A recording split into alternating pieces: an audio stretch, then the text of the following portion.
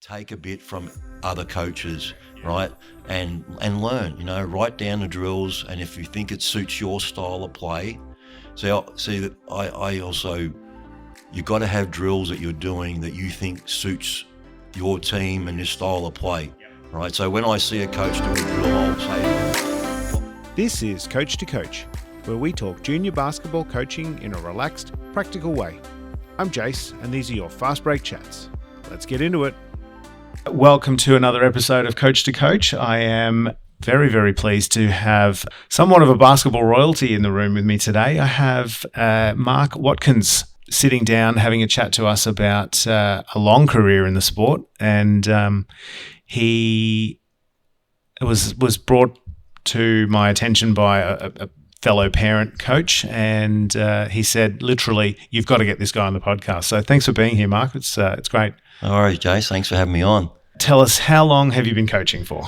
Coached since I was 15, so Okay. I'm 59 now, so I do the maths, it's about 44 years. Yep. But at all different levels.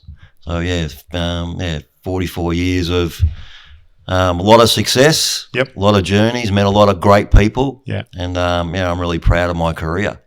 Fantastic.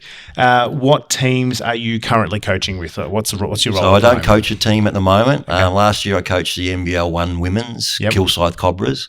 So I'm just the director of coaching at Kilsyth now and oversee the whole junior senior program. Okay. And mentor a lot of the new coaches that come in.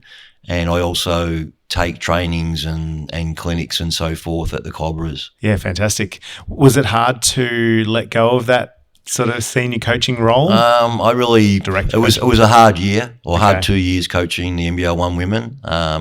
So I felt that someone else needed to take over Okay. from me. Yep. And I'll take a year off, and I think I'll probably coach a junior Cobras team next year. Okay. Yeah. Love that courtside. Yeah, I do. Yeah. This is a big question for somebody with the amount of experience you have. Why do you coach? I coach because I love the game. Yep. I was brought up my first week of being born. I was in a bassinet at the old Albert Park basketball stadium. Yeah, brilliant. Watching my dad, but I saw as I was asleep. But my dad played there, so I've been born and bred into basketball. Born with a basketball in your hand. Yes, I was. That's magnificent.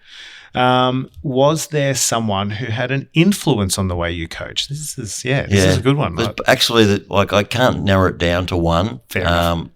Barry Barnes has always been my mentor, ex Nunawading Spectres and Boomers coach. Yep.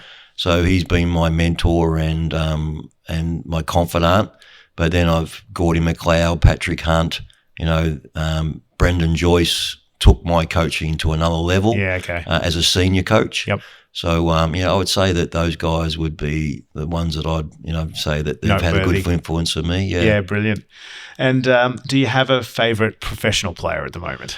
Not at the moment. No, not at the moment. Okay. I'm an old school MJ guy. Yep. There's a pattern there. Plays I've it noticed. all. Yeah. Yeah. So, but I'm a Spurs fan. Okay.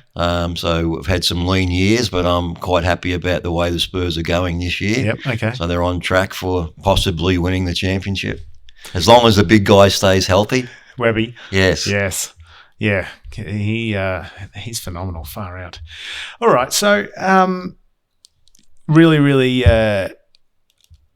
the challenge today is going to be keeping our conversation to a reasonable coach-to-coach type time frame, because your experience across 45 years and at the depth and level that you've been involved Yep. can't be summarized in 20 minutes. But I think given that you've had some incredible opportunities, I've seen the wall, I've seen the photos, the players that you've brought up through the programs. Can you give us a bit of a rundown of your experience and some highlights along the way, just to paint a picture of where you're at? Yeah, definitely. So we were talking before about the pathways, and I'm big on pathways, especially at our club and at Victoria Basketball Australia. Yep. And I've lived all that, and I'm lucky, but I worked for it, and so I was in the first EBs team domestically. This is an incredible at story. the Nunawading Stadium, and then eventually coached a lot of those junior teams while I still played as an older age group at the MEBA, I think it was called then. Still is. And then lucky enough Barry Barnes got me coaching because I was coaching his boys at EBs. Yeah, okay. So then he got me involved at the Nunawading Spectres. Started my way up, coaching the third team back then, because we were only one of the clubs that only had 3 teams. So now I look down and I see a lot of the clubs now have 12 and 13 teams, which I struggle with. But anyway, so I got involved at Nunawading, had some success, coached a lot of good kids, got mentored by Barry, saw the program. Barry set the program up that all the coaches were coaching the same philosophy, same terminology. Across the club. And so that's how I run Kilsyth Cobras now. Yeah, okay. So 30 years later, but the game has changed, obviously. Yeah, but the foundations and the message skills, stays the same. Teaching the skills and all that is all stays the same. Yeah, of course. So from there, I got asked to be assistant with Vic Metro under 16s, and then got the head coaching job. Won a gold medal with guys like Simon Dwight, Matt Shanahan, Sam McKinnon. Yeah, wow. Guys that all went on and played for Australia. Yeah. And had great careers in the NBL. And Sammy Mack and Matt Shanahan's kids now are doing really well in college and here in Australia. And then from there, Coach Vic Metro got identified by the Australian Institute of Sport coaches. Yep. And lucky enough for me, timing is a lot of things in basketball, that there was a position as assistant coach available at the AIS. So I took that. I was a single guy, and I had an accounting degree, double degree, tax and business. And I was doing that, and I thought, I'm going to have, sometimes you only get one crack at things in life. So I took that on. I stayed there, and then we had a really good group. Gordie was the head coach of the 17s then. Yep. And then they went to the Worlds and finished second in the world. And that was the first medal that Australia had won in the men's and junior men's competition. Amazing. So I felt great that I had a play in that. Yeah. Because I was doing a lot of the workouts with the boys. Yep. Gordie was taking the team sessions, and we were playing in the ABA back then, or then went to SEABL and now NBL 1. So, and then my 3 years were up at the AIS. Yep. So then I got recruited to go to the Canberra Cannons and play and coach some really great players there. Robert Rose, Simon Dwight, Darnell Mee, went to Final Four twice. And then the Cannons were having money difficulties, and so Gordie then got the position of the new franchise, the West Sydney Razorbacks. Okay. So he recruited me over. I went up to Sydney and I stayed there 10 years. Yeah, wow. I was the longest serving person at the Razorbacks as assistant, and then I got the head coaching job, 2 grand finals, got beaten once by Adelaide and once by the Kings. And so I don't have that championship ring, but some really good memories. Let's not understate the value of getting to finals. Yeah, making grand finals is a tough thing, and winning them is even tougher. Yeah.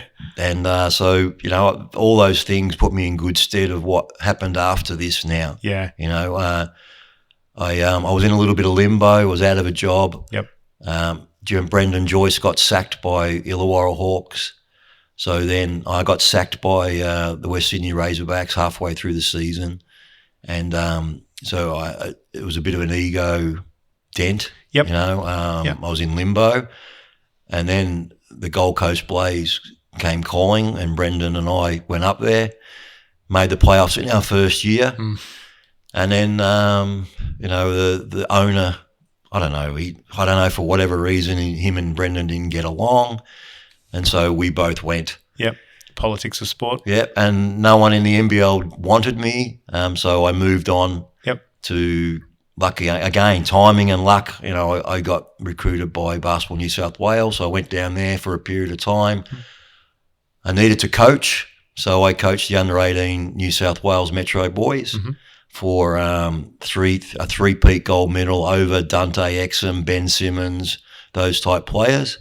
At the end of the day, our guys, they weren't the greatest players of, a few of them have gone on, but not a lot.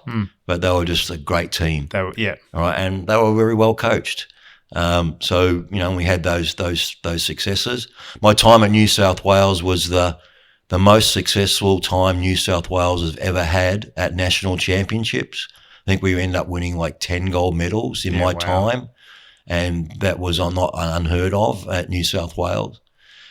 So then my dad got really sick here in Melbourne, and I spent 20 years on the road in Canberra, Gold Coast, Sydney, back and forth. So Dad had cancer, and I got a job at Kilsyth Cobras, luckily. So I came down, and Dad passed away, and Dad was a big influence on. Of course. He coached me in my first couple of years, and that motivated me to do him proud. So legacy. Set up a great club at Kilsyth Cobras. And I think we're one of the top 3 clubs in Victoria. Our girls program, I think, is number 1. And we have a lot of success, a lot of buy-in by the coaches and the parents and the players, because that's what I preach. And that's the reality of grassroots basketball, isn't it? You have to, you need to buy in as long as the person that is selling has the runs on the board and has a style of play that you resonate with. Yes. Yeah. And that's what I've created at Kilsyth. And, everybody enjoys, I wouldn't say everybody, because that's not true. Not everybody, you can't please everybody. Yeah, and the pressure's not for everyone. Yeah. So, we have a great year and a great 10 years. Our senior programs do really well. One proud thing for me was last year, our 2 youth league teams played in the grand final. Both earned the right to host them at home. So it was a double-header grand final in youth league, never done in the Big V. Yeah, wow. And won them both. Oh. And 90% of those players in the boys and girls program come from my 10-year period. Yeah, wow. So big proud moment for me, big proud moment for the club. Absolutely. And something to be said for nurturing talent. Yeah, definitely. And going back a little bit, after I finished up at the Gold Coast Blaze and I was at Basketball New South Wales and I was winning those gold medals at nationals, Basketball Australia appointed me the under-17 Australian head coach. So did two terms of that, and in the first term, silver medalists at the World Championships in Dubai. And I told you before. I saw that photo. That's a very proud one. Yeah, so players of Jack White, DJ Vasilovic, Tom Wilson, Isaac Humphreys, Quatnoy, all those guys are playing now in prominent positions in the NBL. Absolutely. And doing well, and I was their first Australian coach. And what I love about that is whenever I see them or they contact me on a, not on on a regular basis.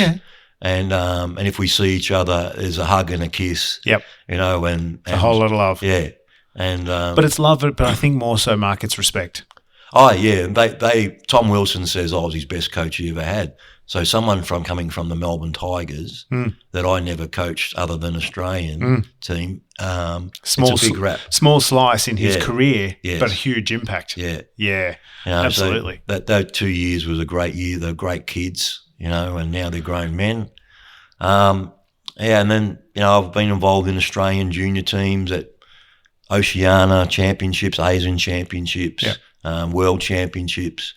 So I have a lot of experience of international basketball as well, which I throw into my Cobras program as well, because if there's a lot of junior coaches listening today, I'm living proof that you can play domestic, coach domestic, and climb the tree, and live your dream, and coach in the pros, and coach for your country. But I think also you're 100% right, and it's an honour to be having that conversation with somebody that's walked the walk, not just talk the talk. But the most interesting thing I find from you sharing that history is the highs and lows, and recognizing that they're part of the journey. Oh yeah. You've had some incredible highs and some lows. Yeah, but kept going. In the pros, we've had seasons where we didn't make playoffs. And to me, that's a failure. Going to a grand final or final four and not going the next step. You're not in it just to compete. You're in it to win it. Yeah, absolutely. At the professional league. Absolutely. It's different with the juniors. So those junior people that are listening, winning is not everything. And I tell my coaches at Cobras that. Yep. I don't want them to be under the pressure that I was as a professional coach with ownership. Yep. Coming in and getting the stick out when we have a loss. Where the results, yeah. He's paying the money, so he has the right to come in and let people know you're not happy. Yep. And that's fair enough. But I don't want my club to think that way. So I tell my coaches, I'm not concerned about the winning championships. They will come if you buy in and run the program. Yeah. The wins will come, the championships will come. So take a backward step first before we get the end result. Yeah. And it's all a process. Yeah, absolutely. So the buy-in is really important. I write all the programs for every coach. So no one goes to a practice session at Cobras without a practice plan. So those coaches that are out there listening, you show up to a training plan, and it might be just spend 5 minutes. Yep. I'm writing dot points of what you want to cover that your kids need to work on. And some things you write down that they're good at. So you spend less time on that and then more time on the things that they need to work on. Yeah, of course, yeah. But cover the dots, the points of emphasis of skills, passing, shooting and dribbling, team offense, team defense, and then breakdown drills and shooting, is really important. You tick all those boxes in your half an hour practice, hour practice or hour and a half practice, then write a plan and stick with it, because that means you're prepared. Yeah. And there's lots of sayings out there about failing to prepare. Yep. All right. It's preparing to fail. So, and it's true. So we have that philosophy at Cobras, and that's why we're one of the best clubs, junior clubs in Victoria, if not, youth league, we're the best. Yep. And the NBL one, we're getting close to, we've got 80% of our NBL 1 men are Cobras players. And we finished Final Four last year. That have come through the program. In the men. Yeah. Yep. So we're working towards that with the girls. Yep. And we want to keep trying to push that point. Yeah. Yeah, and I think that's the that culture is ultimately what will help retain better players. Yeah. And hopefully they'll come back and coach. Yeah, so you're really feeding the next generation, aren't we? And I've started to do that now, create an environment where those players who are playing and they're getting good coaching, but then now they want to give back. Yeah. And that's great for me, because they already know. I don't have to mentor them too much. They already know what we're doing. They've already bought into it. Yes. And they already know it works. Yeah. And it makes players be the best they can be. So I say to the kids, Cobra kids, I'm not promising you that you're going to be an NBA player. I'm not promising you'll play Cobras in NBL 1. I'll promise you, if you buy in and you work hard away from Cobras, that you'll be the best player you can be. And whether that's at that level or this level or whatever, then I can hold my head up high, and so can you. Yeah, absolutely. And that's really all we can ask for from our players, isn't it? It is. Sometimes, some people go, "Oh, but my son, he works every day at training," and I go, "Yeah, but unfortunately, it's in his DNA." I'm sorry. Well, and you know what? I've heard that now from a few older, experienced coaches. Yeah. There are just some realities of the There game, is. right? Yeah. So that needs to be factored into a coach's journey and a coach's thinking. They need to recognize that some of them are there to have fun, so we'll get the best out of them having fun. Some of them are there to play as far as they can take it, keep that, and then some of them need to be just nurtured all the way through. Yeah. And I think it's a I think it's a bit of a fine art to master that, and it really only comes from experience. Yeah. Talking to Scott Christensen from Frankston Yep. basketball. I know Scotty. Yeah. His ultimately, I think his finest skill is the identifying of skills and talent and mentality. And that comes from his experience, and clearly that would apply for you as well. Yes, it is. You can see that, but the I think important point that we've sort of touched on today is that coaching has different levels, even within a team. Oh, definitely. Another point I would say to the coaches listening is how have I developed as a coach? Yeah. Look, the game. I don't invent drills, right? I see drills from all other coaches. So I've travelled the world, and in my early days on my own expense, in my own time, and gone to the US, and sat at UCLA practices. I sat in the biggest highlight of my career. Yeah. Wasn't the grand finals, wasn't the NBL 1 grand finals.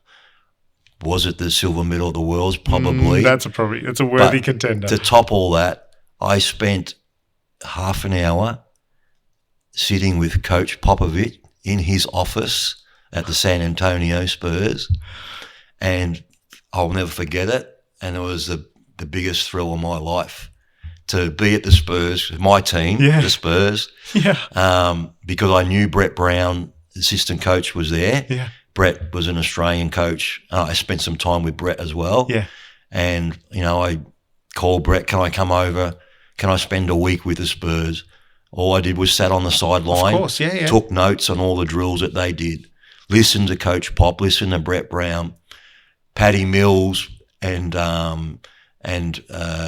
Parker, all those guys come over and introduce themselves. And it was just the biggest thrill of my life. Oh. But I still use some of those drills that I saw at the Spurs. And then I went on and from the Spurs I went to Texas College, which was another hour down the road, and I spent 3 days there. So if my point is to the coaches that are listening, take a bit from other coaches everywhere, right, and learn. Write down the drills, and if you think it suits your style of play, see that I also. You've got to have drills that you're doing that you think suits your team and your style of play. Yep. Right. So when I see a coach do a drill, I'll say to them, what part of the style of play does that equate to? Yeah. And if they give me an answer, oh, okay, fair enough. Oh, I don't know. Well, so why are you doing it? So that's how you build up your philosophies. Yep. And I've done that all my whole career. I've got a book and I've got a playbook. Yeah. Yep. And drill book, and individual drill book, team drill book, I've got all that, and I've put it all into a program, and now it's really works. I think one of the most important lessons that I'm taking from this, because at the end of the day, I like that I love that I get to share this content with a broad base of coaches, but a little bit self-serving. I also get to learn some stuff. Yeah. I think one of the important messages in everything we've talked about today is that coaching does require a certain level of self-input, like motivation. You do need to put the work in. You do. It doesn't just come from showing up to training on a Wednesday night and yelling on the sideline on a Saturday. There's work that needs to be put into it, but the reward massively outweighs. Oh, the reward of seeing kids just grow and develop, week after week, year after year, and then see where they finish up and end up as an adult is the reward for a coach, and the pride. Yeah. It's invaluable. The last thing I'll probably tell you that I'm a master coach. So, which is the most top level it's a top coaching level accreditation in Australia. There's not many of them. I don't know how many there are, but there's not many of them. And again, I've been given that honour, by Basketball Australia because of my work in the basketball community in Australia, and I'm quite honoured to have that badge. But again, I've earned it. Yes, and I'm not like I've said last week before, but if you're a coach out there make sure you're coaching and you have someone has been and done it at some level to be a mentor to, so that when you're doing things, everybody wants to be told whether they're doing it right or wrong and how to get better. So find yourself a mentor and work with them so that you can see that you're on the right pathway, you are improving. Yeah. And let me tell you, championships doesn't mean you're a great coach. Curious. Okay. Like I can be the crappiest coach with an incredible set of players, and they make me look good. Right? So I will be judged by my mentors, the people who are above me, who know better. Whether I've done, whether I'm a good coach or whether I'm a bad coach, or I'm good at this or I'm not good at that. So it's funny because I was saying to my son's Spectres coach last night, I said, you really do. There is self-reflection is really important. Yeah. He goes, yeah, definitely. I've driven home from games in the past and said, I needed to have coached that game better.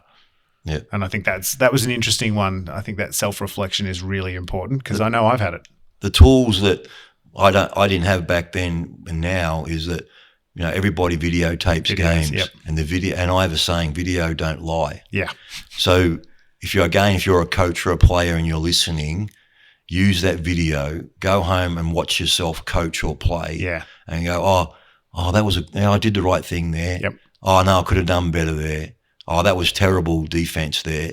And then coaching, I should have pressed, or I should have changed the defenses. Yes. I should have subbed, and there's the self-reflection from just watching video where I didn't have that in my early days. But so you've got to have a good memory. Yeah. Yeah. Oh, look, my trick, because we don't film my domestic games, but my trick is I write my game notes within a couple of hours after the game. And I can't believe how useful it's been for when you go up against the opposition again. That's right. Scouting is good tool. Wow. Even it's just writing number 10, had 20 points on us and they're a left-hander. Yeah. Okay, so I need to give that feedback to my team next game. And, Press Johnny, you're going to stick to him like glue. Yeah. And let's find a way to beat these guys. Absolutely. Through just a couple of notes. Yep, 100%. Mark, this has been a fantastic chat. I am really very honoured to be able to get your insights shared with the broader audience. So thank you for making the time. No worries, Jace. Thanks for having me on. It's Oh yeah, I'm a little bit humbled right now. So thank you. All the best. What have you got coming up? We've got the NBL 1 season starting now. Yep. Yeah, at Easter. Yep. Youth League has already started, and our VJBL teams are rolling. Doing all right. We have the second most teams in VC, Kilsyth Cobras, in the whole of Victoria, besides Sandringham, who have won more than us. And we've been number 1 or number 2 for about 5 or 6 years now. So the amount of twos teams that we have in VC, wow, and especially our 12s program, we've got 1s and 2s, both teams in boys and girls in VC. Brilliant. In the top 20. Brilliant. It's just the work that we do, and my coaches work in the under 10s programs. Again, it's the buy-in, and the people want to work for you. Yep. And you create that environment and make them feel valued. They'll work for you. Yeah, brilliant. Brilliant. All right, thank you very much again, Mark. Thanks, Jace. It's been great. That's it for today's Fast Break chat on Coach to Coach. Thanks for listening. I'm Jace, and I'll catch you next time.